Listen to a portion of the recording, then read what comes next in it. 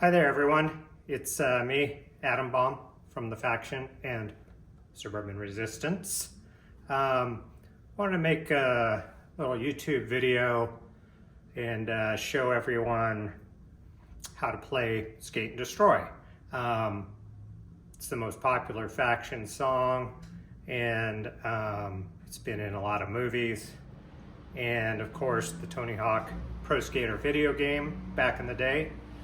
And they just reissued it, did a remastered version of it, and put the original Skate and Destroy in the soundtrack again. So interest in the song is popping up a little bit again. And it was, it came out in '83, so it's been a couple years. That song's been sticky. And I've seen some pretty cool cover versions of it out there on YouTube, and some guitar tab, and even some instructional videos. And they're all pretty close, but they also all seem to have something a little bit off. So I thought I'd do an official version of it, kind of show you how I actually recorded it originally. And then at the end of showing the guitar parts, and I'll go over a little bit of the bass part, and then there's two different guitar parts during the middle section. I'll show you both of the two different guitar parts, and then at the end, I'll just tell you a couple old stories about how this song came to be. So if you want to stick around and reminisce about how this song came into existence, I'll tell some stories at the end. Start with the first riff you hear on the record. It's the intro, and then it comes back for the bridge. Starts in, and by the way, these are all two or three note simplified bar chords. Some people call them power chords because there's only one or two notes to them, either just, or if you're going to get fancy, play three strings. But a lot of times it's just the two notes of the root chord. And the other thing is that I never had guitar lessons. I learned by watching people and playing by ear and figuring stuff out. And so I do things wrong. A lot of times I will play these power chords with the index and the pinky. The reason for that is to speed up changing chords without having to jump. I can just use that pinky there and move very fast. Here's our first edit because I dropped my pick. The other thing about that pinky stuff is you can kind of spread out more easily. So anyhow, so if you see that going on, don't be confused by it. I'll try and get my other fingers out of the way so you can see what's going on. So the intro is B, A, C, G, G flat, with palm muting on the A. So here it is really slow.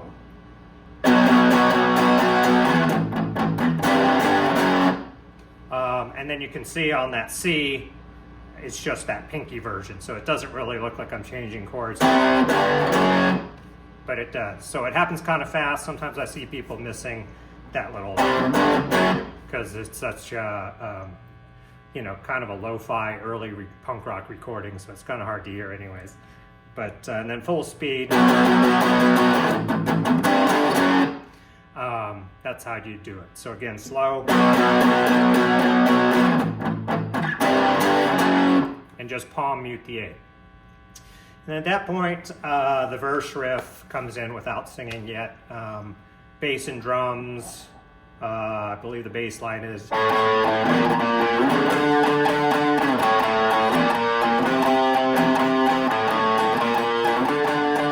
you got A sharp, D, A sharp, C, bass and drums. Pick slides all over the place. And then the first chorus, forget the light, skate and destroy. You probably know the three words and a few of the others. Most people don't know any of the verses. I'll try not to, I'll resist the urge to sing it to you because nobody wants to hear me sing, but So here's the Skate and Destroy riff. Gonna be A, E, B, C, F, C. A, E, B, F, C.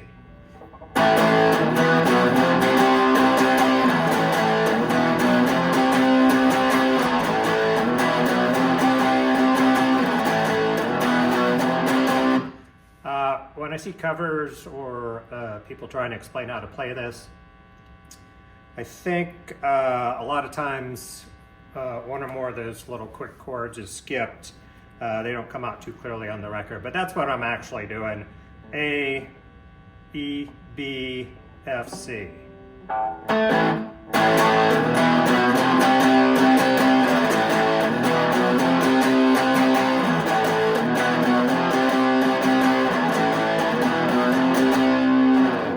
Drop out. Bass and drums through the verse.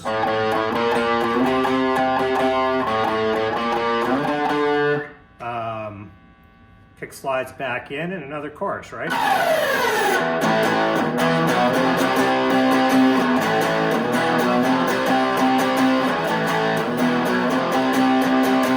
And then at the end of that second chorus, we don't finish the riff, it stops short. Dun, dun, dun. And then we go back to the intro.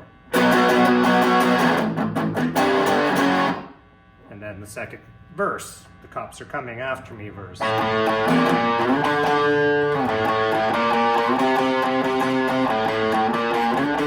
guess what? Surprise, pick slides. And then one guitar track on the record is just playing the chorus riff that we've already gone over.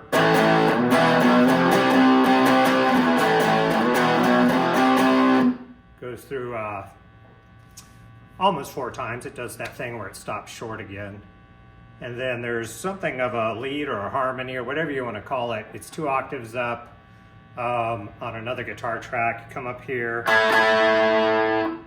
It's just this 2-note, it's just an A chord, pieces of an A chord up on the G and the B string. And then we mirror that little, but up here.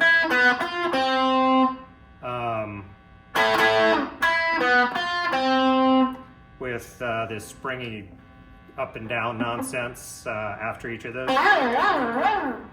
No set pattern on that, I was just kind of doing whatever.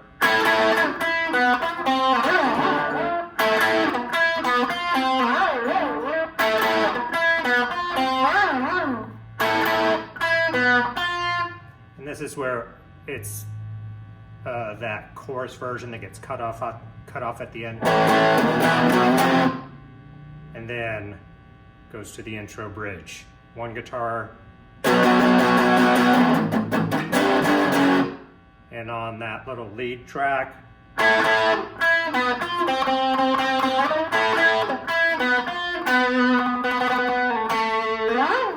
so the lead also cuts short and follows that little with the, and then we get into the back and forth where it's the intro riff alternating between me and then Keith and Steve on drums and bass, and we just go back and forth a couple times, and then Keith and Steve, then me, and Keith and Steve,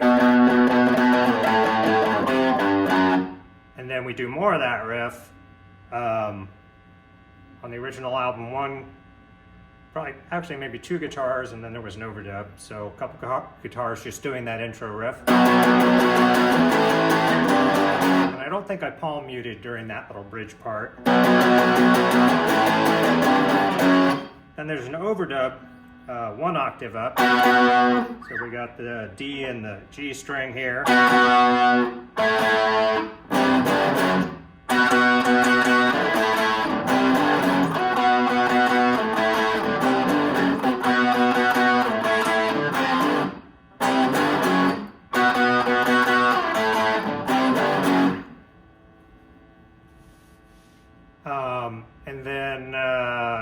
into third verse. Lyrically, it's a repeat of the first verse, not a cause or political belief. It's something in my thinking.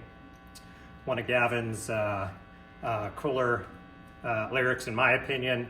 Very little rhyming. I don't think there's any rhyming other than be a hood, don't be good. There's not much rhyming in this one, but great lyrics about freedom of thought, free choice, self-determination, and of course, back in the day in the 80s, we would be skating illegally down parking garages, and the cops would be coming after us. So it's a little bit of the personal story, along with some pretty good lyrics about thinking for yourself. So that's you got your third verse. Pick slide back in. Final chorus.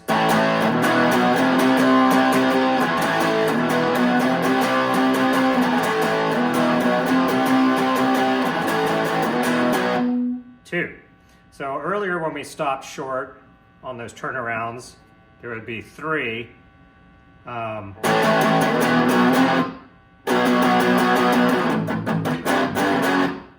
then the very ending of the song, it cuts short even one more beat. That's it. Hopefully all of that's clear. Like I say, some of those little fast changes, sometimes the F up there, I see people skipping that or not hearing that correctly. A lot of times, that little lead section, because there's 2 or 3 guitar tracks at that time, it's a little unclear to people that I'm going. And then that little 1 octave up sort of harmony part. If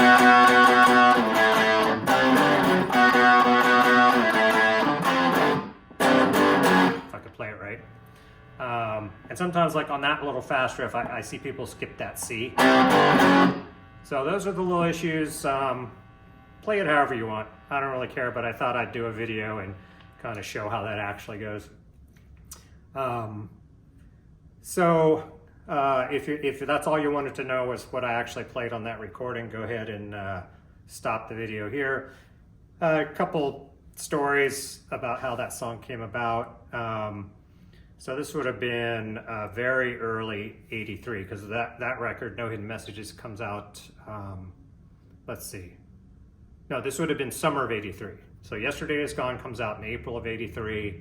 Then we're writing songs that become No Hidden Messages, that comes out Halloween '83.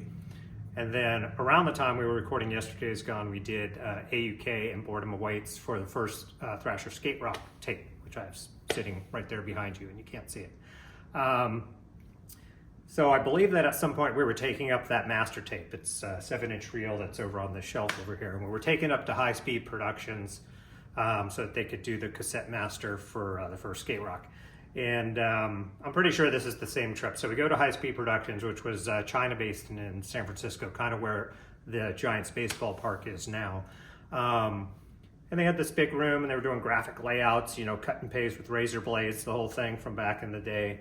And either sitting there or maybe even getting screen printed while we were there, they were making the first Skate and Destroy shirts with that distinctive lettering that people see.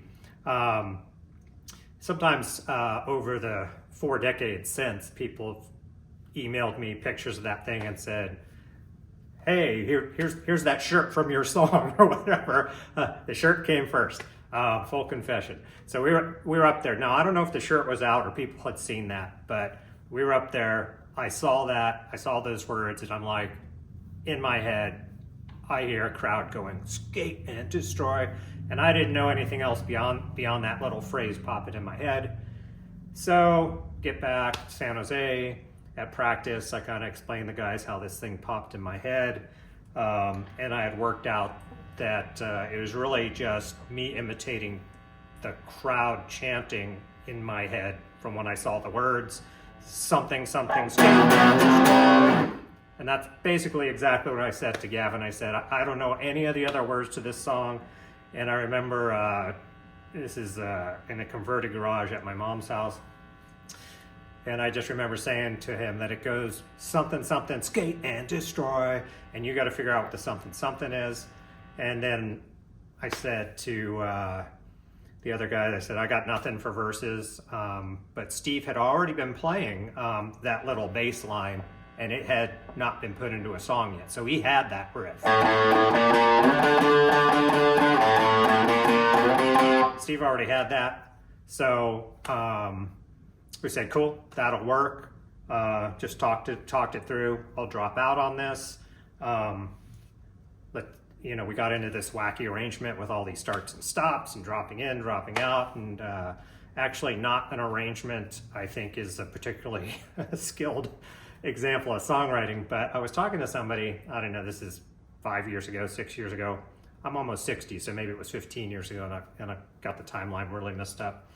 But at any rate, I was talking to somebody about how I don't think that's a very good arrangement, that the song's chaotic, it's hard to follow. I've tried to teach it to other drummers, so some of my more recent bands could do a cover of Skate and Destroy, and it's a nightmare to explain all that. And this friend of mine was saying, yeah, but that's a perfect example of how a 17-year-old writes a skate punk song. So that's kind of how I'm at peace with it, is that at 17, good job. I mean, I would never write anything like that, today, but at 17, that's a 17-year-old writing a song. So it really kind of kept the band name out there, and the music of the band out there. We always, Steve's, was then and is now more famous than the band ever was. But musically, the fact that people know and sing the actual songs has always meant a lot. And it really goes back to, the placement in that video game that Tony Hawk did. And then at the, I think it was the Tokyo Olympics a couple years back, he posted on Instagram, they were doing skate warm-ups with Skate and Destroy playing in the background. And he's like, I can't believe I'd see the day. And I was thinking the same thing. So at any rate, that's kind of how that came about. If you have any questions about it, or maybe your memory is better than mine about the timeline of how this all went down, post it in the comments. If there are any other Faction songs or Suburban Resistance songs even anybody's trying to figure out or learn, and anything sounds mysterious, hit me up. Maybe I'll do another video if there's something out there people want to see how the actual original was done. But like I said earlier, play it however you want. I remember, I don't know, this is 35 years ago, seeing an interview with a band, I think from somewhere in Europe, and they were saying that Skate and Destroy was not a positive thing to say, that destruction is bad, and that we shouldn't be advocating destroying things. So I hope everybody knows that the slang for destroying something means to dominate it, to actually crush a challenge is to destroy it. So to skate and destroy just meant to be completely committed to the point of overcoming any obstacle. So I think that slang is pretty well known these days. In case it isn't, it's not a negative thing. We were never advocating destruction of anything other than any task, any challenge that's coming up. Destroy it, dominate it, own it. It's a very empowering song. That's how it was always meant. That's how I've always thought of it. Okay, bye.